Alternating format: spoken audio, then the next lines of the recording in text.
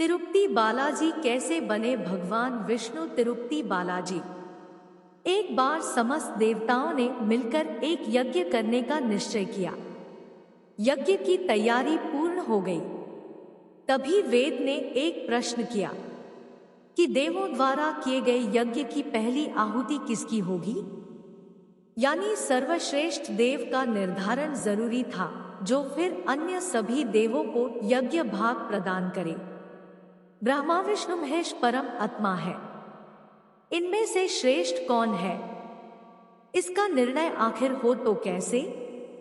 भृगु ने इसका दायित्व संभाला। वह देवों की परीक्षा लेने चले। ऋषियों से विदा लेकर वह सर्वप्रथम अपने पिता ब्रह्मदेव के पास पहुंचे। ब्रह्मा जी की परीक्षा लेने के लिए भृगु ने उन्हें प्रणाम नहीं किया। इससे ब्रह्मा जी अत्यंत कुपित हुए और उन्हें शिष्टता सिखाने का प्रयत्न किया। भृगु को गर्व था कि वह तो परीक्षक है, परीक्षा लेने आए हैं। पितापुत्र का आज क्या रिश्ता? भृगु ने ब्रह्मा देव से अशिष्टता कर दी। ब्रह्मा जी का क्रोध बढ़ गया और अपना कमंडल लेकर पुत्र को मारने भागे। भृगु किसी तरह वहां से जान बचाकर भाग चले आए। इसके बाद वह शिव जी के लोक कैलाश गए। भृगु ने फिर से धृष्टता की। बिना कोई सूचना का शिष्टाचार दिखाए या शिव गणों से आज्ञा लिए सीधे वहां पहुंच गए, जहां शिव जी माता पार्वती के साथ विश्राम कर रहे थे। आए तो आए, साथ ही अशिष्टता का आचरण भी किया। शिव जी शांत रहे, पर भृगु न समझे। शिव जी को क्रोध आया तो उन्होंने अपना त्रिशूल उठाया। भृगु वहां से भागे। अंत में वह भगवान विष्णु के पास क्षीर सागर पहुंचे। श्री हरि शेष शैया पर लेटे निद्रा में थे और देवी लक्ष्मी उनके चरण दबा रही थी। महर्षि भृगु 2 स्थानों से अपमानित करके भगाए गए थे। उनका मन बहुत दुखी था। विष्णु जी को सोता देख उन्हें न जाने क्या हो गया और उन्होंने विष्णु जी को जगाने के लिए उनकी छाती पर एक लात जमा दी। विष्णु जी जाग उठे और भृगु से बोले, हे ब्राह्मण देवता, मेरी छाती वज्र समान कठोर है और आपका शरीर तप के कारण दुर्बल है। कहीं आपके पैर में चोट तो नहीं आई? आपने मुझे सावधान करके कृपा की है। आपका चरण चिन्ह मेरे वक्ष पर सदा अंकित रहेगा। भृगु को बड़ा आश्चर्य हुआ। उन्होंने तो भगवान की परीक्षा लेने के लिए यह अपराध किया था, परंतु भगवान तो दंड देने के बदले मुस्कुरा रहे थे। उन्होंने निश्चय किया कि श्रीहरि जैसी विनम्रता किसी में नहीं। वास्तव में विष्णु ही सबसे बड़े देवता है। लौट करके उन्होंने सभी ऋषियों को पूरी घटना सुनाई। सभी ने एक मत से यह निर्णय किया कि भगवान विष्णु को ही यज्ञ का प्रधान देवता समझकर मुख्य भाग दिया जाएगा। लेकिन लक्ष्मी जी ने भृगु को अपने पति की छाती पर लात मारते देखा तो उन्हें बड़ा क्रोध आया, परंतु उन्हें इस बात पर क्षोभ था कि श्रीहरि ने उद्दंड को दंड देने के स्थान पर उसके चरण पकड़ लिए और उल्टे क्षमा मांगने लगे।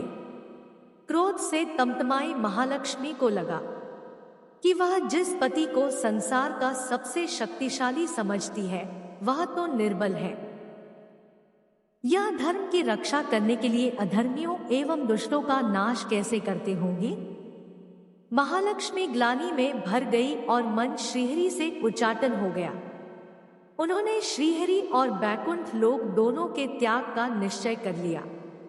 स्त्री का स्वाभिमान उसके स्वामी के साथ बंधा होता है।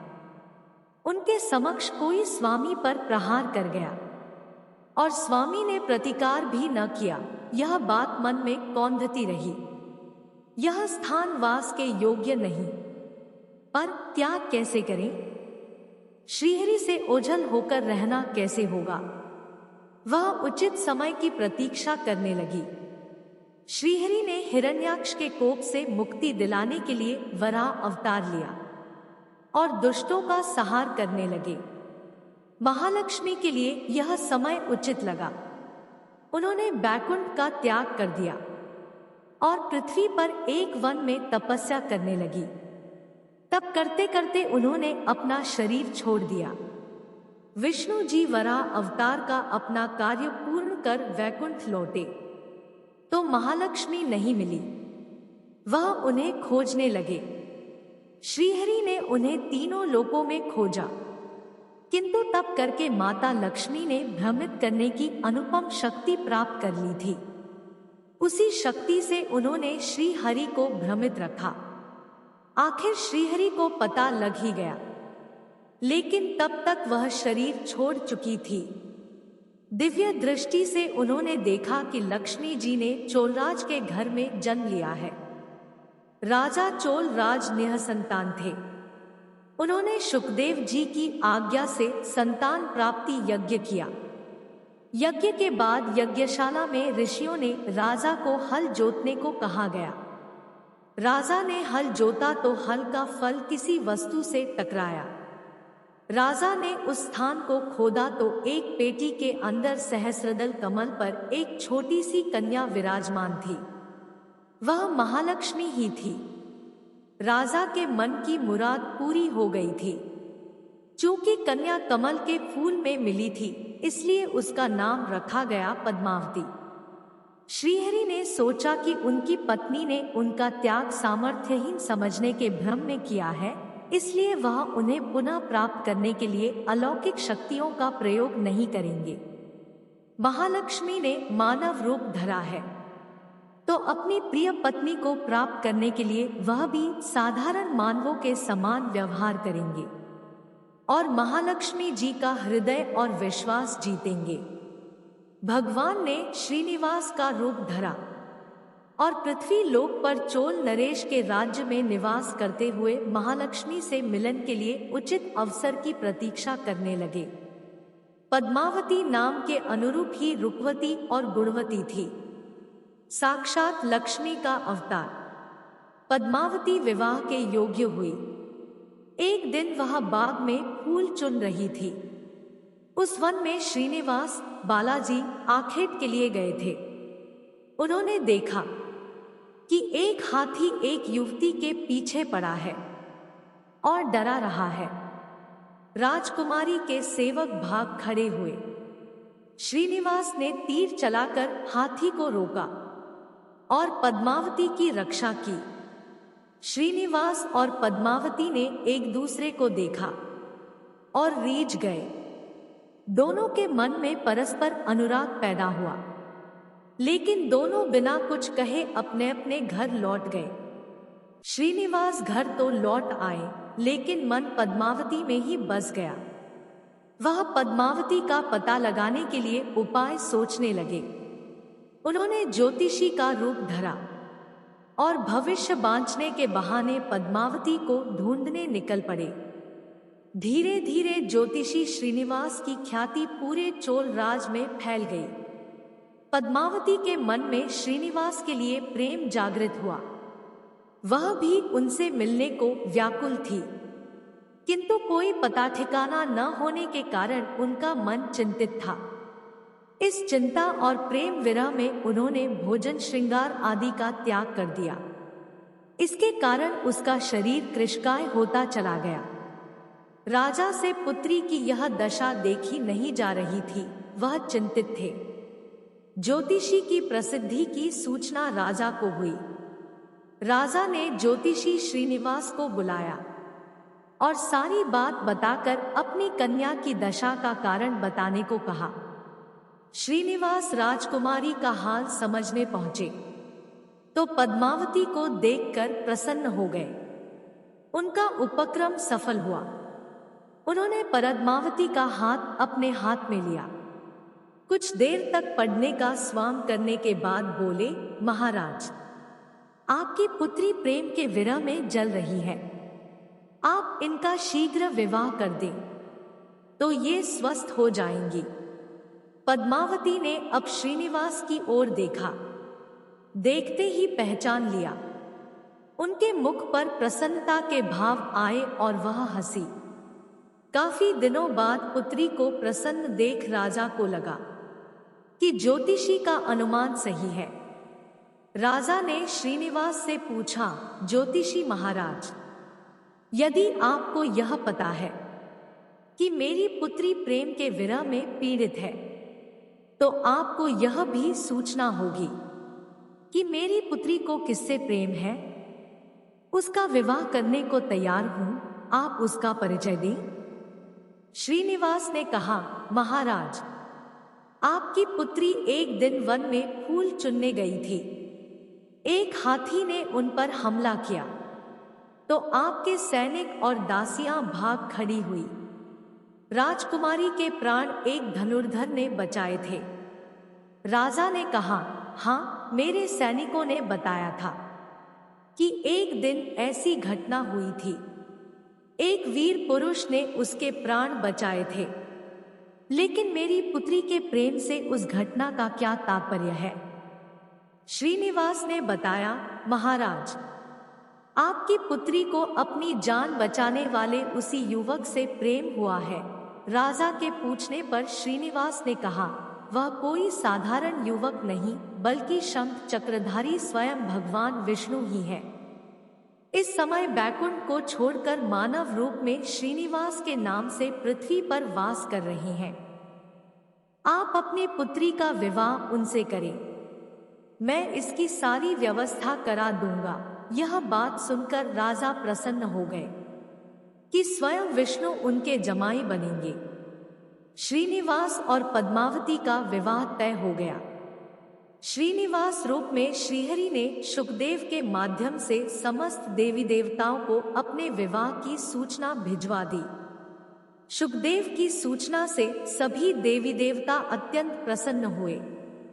देवी देवता श्रीनिवास जी से मिलने और बधाई देने पृथ्वी पर पहुंचे, परंतु श्रीनिवास जी को खुशी के बीच एक चिंता भी होने लगी। देवताओं ने पूछा, भगवन, संसार की चिंता हरने वाले आप इस उत्सव के मौके पर इतने चिंतातुर क्यों हैं? श्रीनिवास जी ने कहा, चिंता की बात तो है ही, धन का अभाव। महालक्ष्मी ने मुझे त्याग दिया, इस कारण धनहीन हो चुका हूं। स्वयं महालक्ष्मी ने तब से शरीर त्याग मानव रूप लिया है और पिछली स्मृतियों को गुप्त कर लिया है। इस कारण उन्हें यह सूचना नहीं है कि वह महालक्ष्मी का स्वरूप है। वह तो स्वयं को राजकुमारी पद्मावती ही मानती है। मैंने निर्णय किया है कि जब तक उनका प्रेम पुनः प्राप्त नहीं करता, अपनी माया का उन्हें आभास नहीं कराऊंगा। इस कारण मैं एक साधारण मनुष्य का जीवन व्यतीत कर रहा हूं, और वह है राजकुमारी। राजा की पुत्री से शादी करने और घर बसाने के लिए धन, वैभव और ऐश्वर्य की जरूरत है। वह मैं कहां से लाऊं? स्वयं नारायण को धन की कमी सताने लगी। मानव रूप में आए प्रभु को भी विवाह के लिए धन की आवश्यकता हुई। यही तो ईश्वर की लीला है कि जिस रूप में रहते हैं उस योनि के जीवों के सभी कष्ट सहते हैं।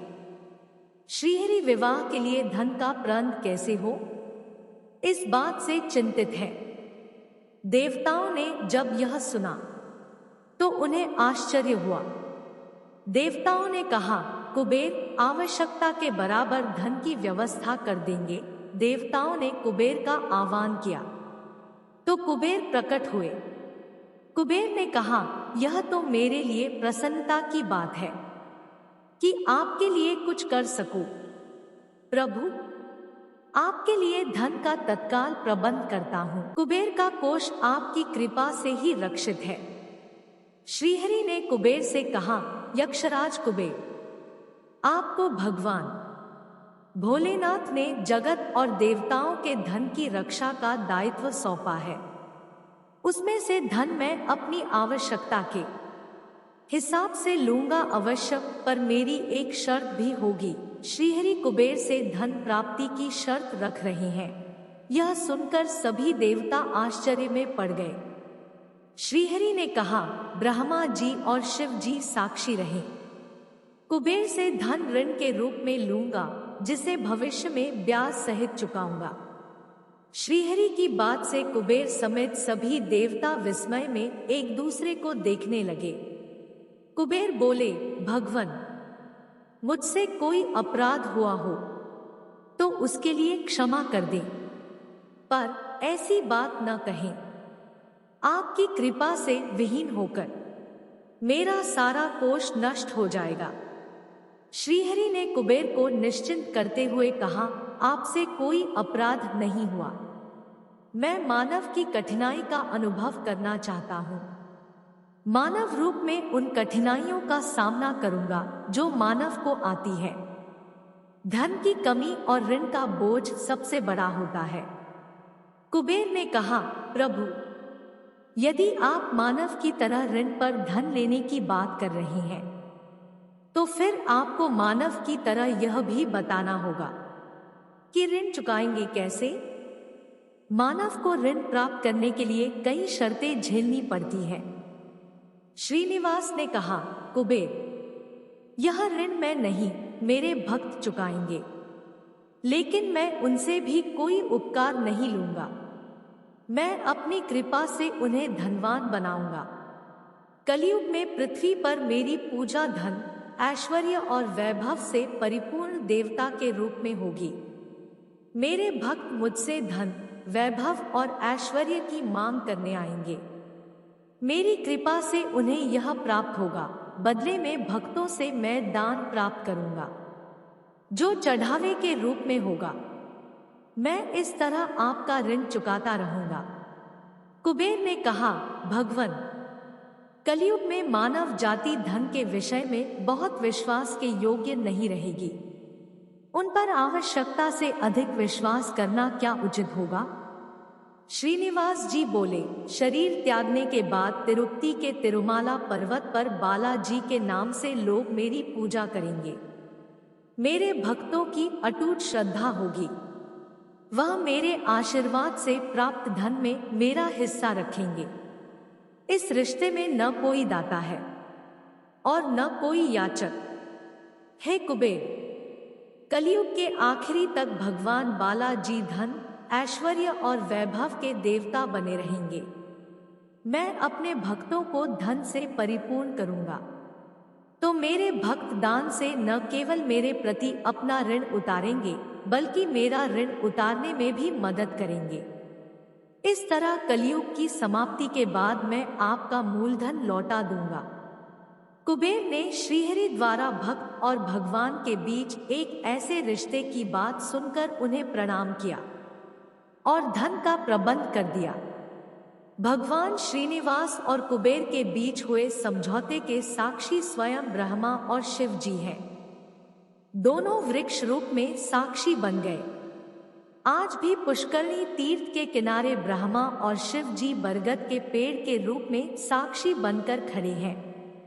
ऐसा कहा जाता है कि निर्माण कार्य के लिए स्थान बनाने के लिए इन दोनों पेड़ों को जब काटा जाने लगा तो उनमें से खून की धारा फूट पड़ी। पेड़ काटना बंद करके उसकी देवता की तरह पूजा होने लगी। इस तरह भगवान श्रीनिवास, बालाजी और पद्मावती महालक्ष्मी का विवाह पूरे धूमधाम से हुआ, जिसमें सभी देवगण पधारे। भक्त मंदिर में दान देकर भगवान पर चढ़ा ऋण उतार रहे हैं, जो कलयुग के अंत तक जारी रहेगा। दोस्तों, अगर आप आगे भी ऐसी धार्मिक कहानी सुनना चाहते हैं तो वीडियो को लाइक करें और चैनल पर नए हो तो चैनल को सब्सक्राइब करें।